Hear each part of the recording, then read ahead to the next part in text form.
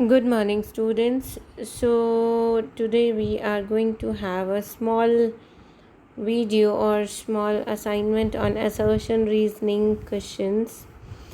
So, just to give you an idea कि assertion reasoning questions कैसे आएंगे. So, as you see in the point 3, that is assertion. Assertion is given कि metals जो होते हैं वो sonorous होते हैं. एंड रीज़न इसी असर्शन का रीज़न दे रखा है.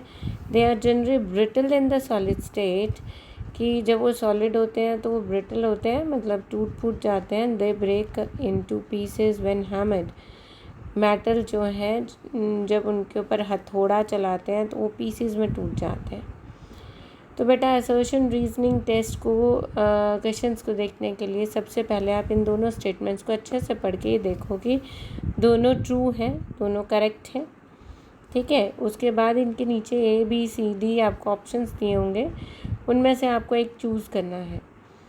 So metals are sonorous. Sonorous means आवाज़ आती है. तो we know that metals are sonorous, so it is correct one. But they are not brittle. Metals are just not brittle. एक या दो जैसे सोडियम और पोटेशियम है, वो भी उनको हम कट कर सकते हैं, बट ठीक है, वो ऐसे ब्रेकअप नहीं होगा कि हथौड़ा मारा और वो उसके पीसेस टूट जाएंगे. ठीक है. They are so the reason is wrong, that's why. तो आप देखो, both assertion and reason are correct. A और बी में क्या ऑप्शंस आ रहे हैं कि असर्शन और रीज़न दोनों करेक्ट हैं, बट ए कहता है कि रीज़न जो है वो करेक्ट एक्सप्लेनेशन है असर्शन की, और बी कहता है कि रीज़न वैसे तो ठीक है बट असर्शन की एक्सप्लेनेशन नहीं है. सो अगर हम ये देखें तो रीज़न तो फॉल्स है.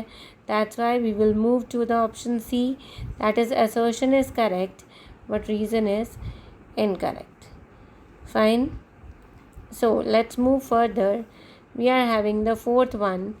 When the metals react with oxygen, जब metals react करते हैं ऑक्सीजन से, results the red litmus changes to blue.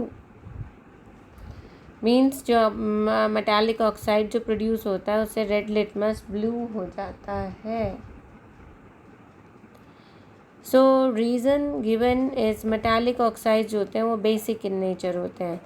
सो ये आप सभी को पता है कि रेड लिटमस ब्लू ही होता है बिकॉज वो बेसिक होते हैं नेचर में. सो असर्शन भी करेक्ट है, रीज़न भी करेक्ट है. That means both assertion and reason both are correct, और जो रीज़न है वो करेक्ट एक्सप्लेनेशन है असर्शन की. That's why we will choose the option A, that assertion and reason are true and the reason is correct explanation of assertion. ठीक है. अगर दोनों assertion और reason true होते हैं तो हमें C और D पे जाने की ज़रूरत ही नहीं है. we will just take कि both true है. अब फिर उसके बाद आपको देखना होगा तो reason जो दे रखा है वो A की मतलब assertion की correct explanation है या नहीं है. Fine. So let's move further to the fifth one.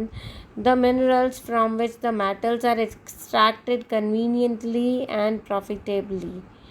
Minerals जो होते हैं वो होते हैं जिनमें से हम metals निकाल लेते हैं बहुत easily. So reason वो कह रहा है all ores are minerals but all minerals are not ores. उसने एक statement सी दी. बट जो रीज़न है, अब अगर इसको आप देखो कि मिनरल्स क्यों निकाल लेते हैं हम, मिनरल्स में से मेटल्स कैसे निकाल लेते हैं, बिकॉज उसमें मेटल ज़्यादा होता है. एक मेटल ज़्यादा होता है, because the percentage of one metal is more there in an ore. ठीक है. So जो minerals from which the metals are extracted conveniently and profitably, they are known as ores. So अब इसमें assertion भी true है और reason जो है वो भी true है. ठीक है. But it's not the correct explanation of assertion. So we will choose the option B, इसमें से B. देन सिक्स पे जाएंगे. Organisms are made up of cells. Organisms, सारे ऑर्गेनिज्म सेल से बने होते हैं. रीज़न वो दे रहा है सेल जो होता है वो स्ट्रक्चरल यूनिट है लिविंग ऑर्गेनिज्म का। A cell keeps its chemical composition steady within its boundary. Cell के अंदर की कॉम्पोजिशन जो होती है वो एक जैसी रहती है बाउंड्री के अंदर। अब ऑर्गेनिजम्स जो हैं वो सारे सेल्स के बने हुए हैं, ये भी ट्रू है। सेल स्ट्रक्चरल यूनिट है, ये भी ट्रू है। अंदर सेम कॉम्पोजिशन रहता है, that is also true. But क्या एक स्ट्रक्चरल यूनिट है और स्टडी कॉम्पोजिशन है, सिर्फ क्या ये वजह है इस चीज़ की कि organisms are made up of cells, है ना? That's not the reason of this statement. इसका कोई मतलब नहीं बन रहा है, दोनों अलग अलग इंडिपेंडेंट स्टेटमेंट्स हैं। So that's why again we will take the option as, इनमें से बी लेंगे। Both assertion and reason are true but reason is not the correct explanation. Then 7th पे आई है, the ER endoplasmic reticulum which lacks ribosomes is called smooth endoplasmic reticulum, कि जिसके ऊपर ribosomes नहीं होते हैं उसको हम स्मूथ रेटिकुलम कहते हैं। तो रीज़न वो बता रहा है क्योंकि ऐसी ER जो होता है, स्मूथ ER जो होता है, is mainly involve in protein synthesis. अब बताओ स्मूथ ER जो होता है वो प्रोटीन कैसे बनाएगा जब उसके ऊपर राइबोसोम्स नहीं है? So that means it's false, है ना? So endoplasmic reticulum which lacks ribosome is called smooth endoplasmic reticulum, it's true. Assertion true है बट रीज़न में SER की बजाय RER यानी रफ एंडोप्लाज्मिक रेटिकुलम आना चाहिए। So we will opt for the option C, that assertion is true but the reason is false. I hope that it is very clear to you. Then we are coming on 8th, mitochondria जो है वो power house है cell का। Reason दे रखा है because mitochondria produce cellular energy in the form of ATP। So power house बोलते हैं माइटोकॉन्ड्रिया को, नो डाउट बोलते हैं, बहुत अच्छे से बोलते हैं, that's true. And mitochondria cellular energy form create करती है ATP पैकेट्स के फॉर्म में, so it is also very true. So दोनों स्टेटमेंट ट्रू हैं और इसमें जो रीज़न है वो असर्शन का ही रीज़न है, बस क्योंकि वो इतनी एनर्जी फॉर्म करती है ATP की फॉर्म में, that's why these are known as a power house of the cell. So we will opt the option A कि दोनों ट्रू है और रीज़न भी करेक्ट एक्सप्लेनेशन है। Then assertion 9th, cell wall is present in plant, cell wall plant में present है। Animal cell lack cell walls, animal cell में cell wall नहीं होती है, प्लांट में सेल वॉल होती है। दैट मीन्स असर्शन रीज़न दोनों ही करेक्ट हैं बट सेल वॉल प्लांट में प्रेजेंट होती है ये इसका रीज़न नहीं है। एनिमल सेल में सेल वॉल नहीं होती, इसका रीज़न हम ये तो नहीं कह सकते कि प्लांट में सेल वॉल है ना? So both the options are correct but we will opt the option B, that reason is not the correct explanation of assertion. Fine. So 10th, assertion, chromosomes are responsible for the transfer of characteristics from parents to offspring. Chromosome से characteristics जाते हैं parents से offspring में।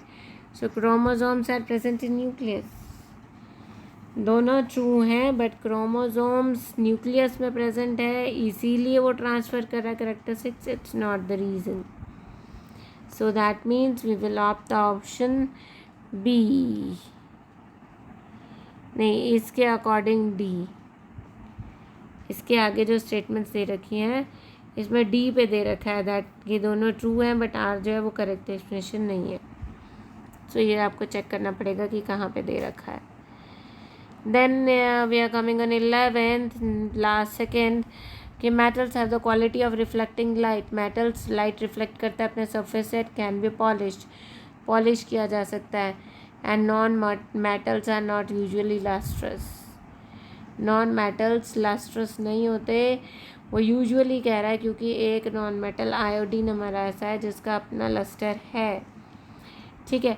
So metals light reflect करते हैं, उसका reason ये नहीं है कि नॉन मेटल्स लस्ट्रस नहीं होते।